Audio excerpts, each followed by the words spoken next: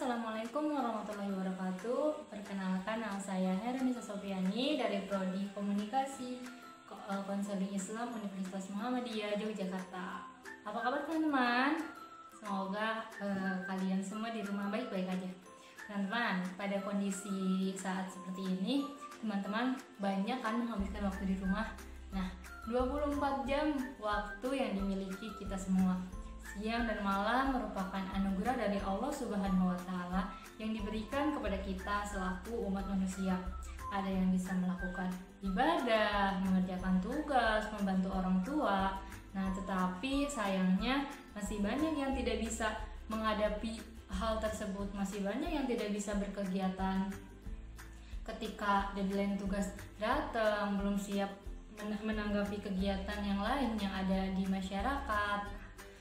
Sementara waktu terus bergulir, kemudian baru muncullah penyesalan di dalam diri kita. Supaya tidak menimbulkan penyesalan dan bisa melakukan kegiatan seperti orang lain, maka kuncinya ialah time management. Lalu bagaimana cara kita untuk mengatur waktu tersebut supaya lebih fokus selama menyaksikan materi yang akan saya sampaikan?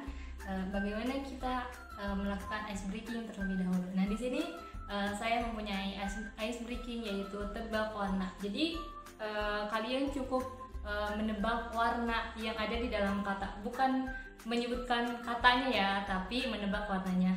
Oke, sudah siap teman-teman? Kita ice breaking dulu. Oke, let's go.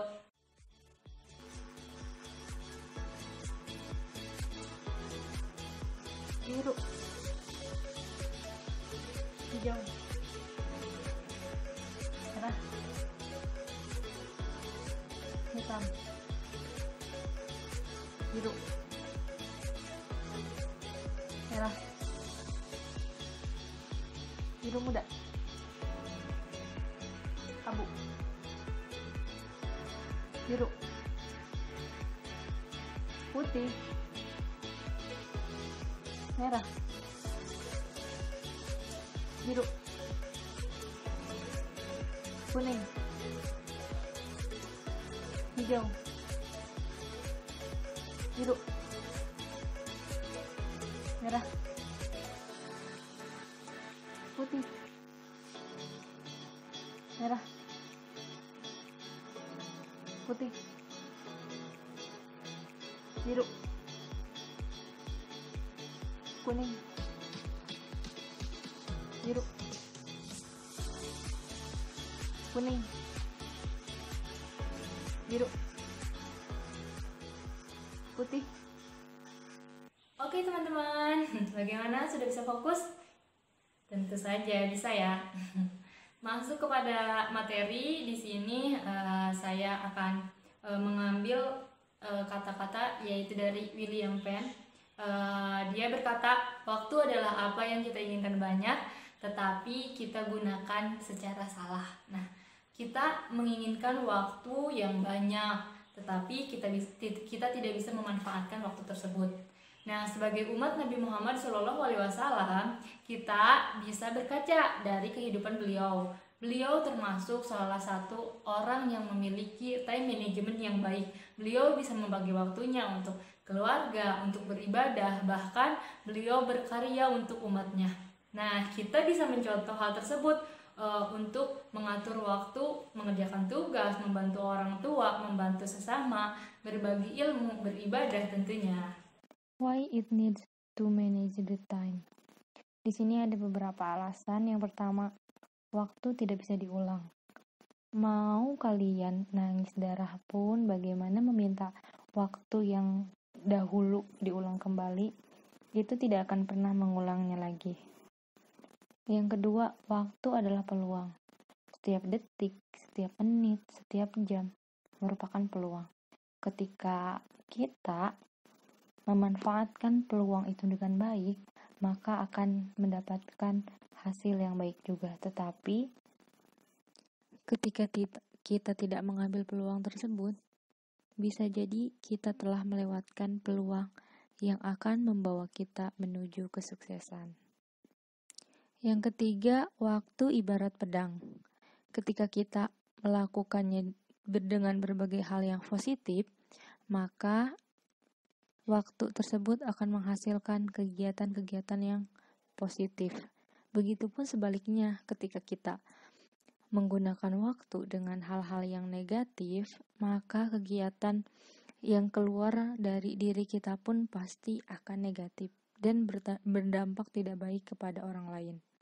So, mari kita mengelola waktu dan mengatur waktu untuk masa depan yang lebih baik lagi. Nah, sekarang bagaimana cara efektif mengelola waktu? Di sini saya memiliki beberapa tips. Yang pertama, membuat to-do list. Membuat list apa saja yang ingin kamu kerjakan. Kalian bisa membuat list di note atau di ponsel kalian.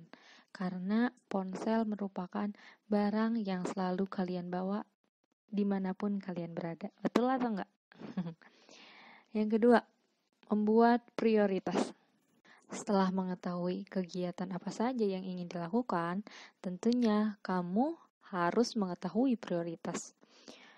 Di dalam membuat prioritas, kita bagi ke dalam 4 kelompok. Yang pertama, penting dan mendesak. Yang kedua, penting tidak mendesak. Yang ketiga, tidak penting tapi mendesak. Yang terakhir, tidak penting dan tidak mendesak. Yang penting dan mendesak, sebagai contoh, kita memiliki 2 deadline tugas. Yang pertama, deadline tugas hari Senin. Yang kedua, deadline tugas hari Rabu, sementara hari ini hari Minggu. Nah, tugas itu sama-sama penting kan? Pasti kalian sudah mengetahui prioritas mana yang akan didahulukan oleh kalian yang lebih mendesak. Berarti kalian akan mendahulukan deadline tugas yang hari Senin, bukan begitu? Berarti deadline tugas hari Senin itu termasuk kepada prioritas yang penting dan mendesak. Sementara tugas yang kedua masuk ke dalam kategori penting dan tidak mendesak. Selanjutnya, tidak penting tapi mendesak. Misalnya, ada kecelakaan di rumah kalian, ada kejadian yang di luar kendala kalian. Itu semua tidak ada di dalam list yang kalian buat. Misalnya, ada kecelakaan kebakaran dapur. Nah, sebenarnya kan tidak penting karena tidak termasuk dalam list tersebut. Tapi itu menjadi hal yang mendesak karena ketika kebakaran itu terjadi dan kita tidak berbuat apa-apa, maka akan membahagiakan seluruh anggota keluarga yang ada di rumah tersebut. Jadi, tak apa apabila hal yang tidak penting tapi mendesak itu kalian kerjakan di sela-sela waktu yang kalian miliki. Kemudian, yang terakhir, tidak penting dan tidak mendesak. Yang tidak penting dan tidak mendesak, contohnya seperti yang telah banyak dilakukan, nonton televisi. Nah, mungkin kalian di sini udah jarang ya nonton televisi, lebih ke nonton seri drama-drama gitulah ya. Nah, selain nonton drama juga misalnya buka-buka sosial media, Twitter, IG, Facebook, dan lain sebagainya. Nah, kegiatan tersebut tuh bisa diminimalisirkan alokasi waktunya untuk kegiatan yang lainnya, dan siapa tahu ada kegiatan yang tidak penting tapi mendesak. Nah, itu bisa dipakai waktunya dari kegiatan yang tidak penting dan juga tidak mendesak. Begitu kira-kira ya teman-teman. Next, selanjutnya membuat penjadwalan. Setelah tahu kegiatan yang akan dilaksanakan dan setelah tahu prioritas mana kegiatan yang harus didahulukan, barulah kalian membuat jadwal. Jadwal tersebut balik lagi ke dalam diri kalian lebih suka memakai notes atau ponsel. Oke, next selanjutnya melakukan delegasi. Itu hanya jika diperlukan. Tetapi untuk kondisi yang sekarang ini, melakukan delegasi itu udah bisa secara online. Betul atau tidak? Oke, yang selanjutnya, yang kelima, mengatasi gangguan. Mengatasi gangguan apapun yang membatasi, yang menghalangi kita untuk mengatur waktu. Yang keenam, tentunya manfaatkan waktu luang. Waktu luang yang kamu miliki, sedikit apapun atau sebanyak apapun, manfaatkan. Bisa kamu dengan cara memasukkan hobi kamu atau dengan melakukan kegiatan yang membuat kamu baik dan bisa kembali lagi untuk melaksanakan time management dengan tepat dan benar. Oke teman-teman, selanjutnya apa sih yang dibutuhkan supaya sukses mengatur waktu? Yang pertama, motivasi diri. Seperti yang sudah kalian ketahui, motivasi itu terdiri dari dua, motivasi eksternal dan internal. Kalau eksternal, saya itu serahkan kepada masing-masing Anda. Tapi motivasi internal itu yang harus kita tumbuhkan, karena motivasi internal adalah motivasi yang paling kuat.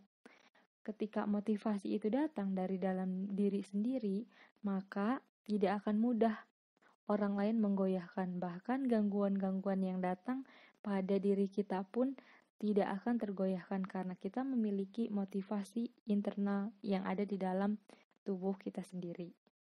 Yang kedua, komitmen.